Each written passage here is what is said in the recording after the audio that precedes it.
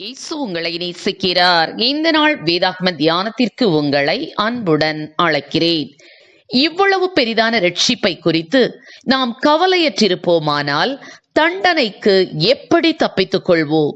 எபிரேயர் 2 அதிகாரம் 4 ஞானி ஒருவர் ஒரு நாள் சிலந்தி ஒன்று தான் அபாய நிலையில் இருக்கும்போது தன்னை தப்புவித்துக் கொள்ள என்ன செய்கிறது என்று அறிய விரும்பினான். சிலந்தி ஞானமுள்ள பூச்சி என்று அறிந்திருந்தான். ஆகையால் அவன் சிலந்தி பூச்சி ஒன்றை பிடித்து மிதக்கக்கூடிய மரக்கட்டையில் வைத்து அருகில் உள்ள குளத்தில் மரக்கட்டையை மிதக்க விட்டான். கரையிலே உட்கார்ந்து அது என்ன செய்கிறது என கவனித்துக் கொண்டிருந்தான். சிலந்தி கட்டையின் 4 பகுதியிலும் நடந்தது. சீக்கிரமே தான் இருக்கிற இடம் மிகவும் ஆபத்தானது என்பதை உணர்ந்து கொண்டது. உடனே அது தன் வாயிலிருந்து உண்டாகிற நூலை காற்றில் பறக்க விட்டது. அது காற்றிலே அடிபட்டு கடைசியாக கரையில் இருந்த புல்லின் மேல் ஒட்டி கொண்டது. தான் காற்றில் பறக்கவிட்ட நூல் கரையில் ஒட்டி கொண்டது என்பதை நன்கு உணர்ந்து கொண்டதும் சிலந்தி கட்டையை மெதுவாக கரைக்கு இழுத்திட சிறிது நேரத்திற்குள் கட்டை கரையை அடைந்தது.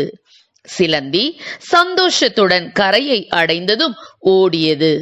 ஆம், என கருமையானவர்களே, அற்ப சிலந்தியானது தான் இருக்கும் இடமானது ஆபத்தானது என்பதை உணர்ந்து வெகு வேகமாக தப்பித்துக் கொள்ளும்படியான வழியை உண்டாக்கி தன் ஜீவனை தப்புவித்துக் கொண்டது போல நாம் பார்க்கிற வானமும் பூமியும் அக்கினிக்கு இரையாக வைக்கப்பட்டுள்ளது.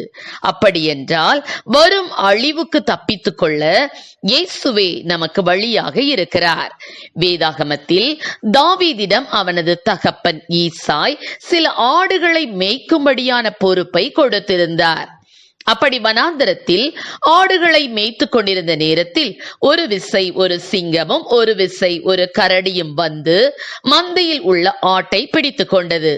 அவன் அவைகளை தொடர்ந்து போய் அவைகளை அடித்து ஆடுகளை அவைகளின் வாய்க்கு தப்புவித்தான்.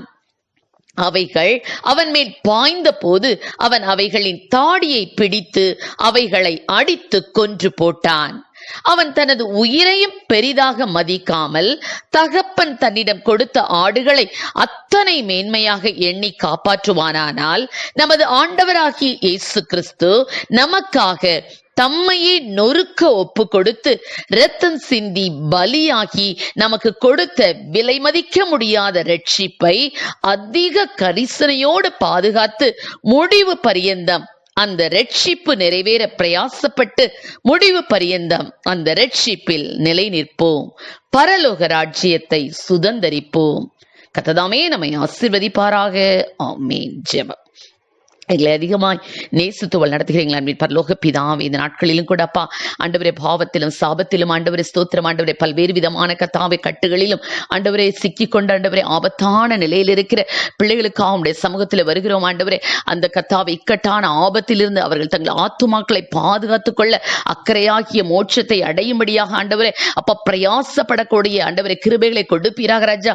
வரும் தண்டனைக்கு தப்பித்துக் கொள்ளும்படியாக இந்த நாட்களிலே ஆண்டவரே பாவங்களிலே சிக்கி இருக்கிற வாலிபர்கள் ஆண்டவரே தங்களை பாதுகாத்துக் கொள்ள ஆண்டவரே ஸ்தோத்திரம் தங்களை ரட்சிப்பை புதுப்பித்துக் கொள்ளக்கூடிய கிருபைகளை கொடும். ஆசீர்வதியும். இயேசுவின் நாமத்திலே ஜெபிக்கிறோம் நல்ல பிதாவே.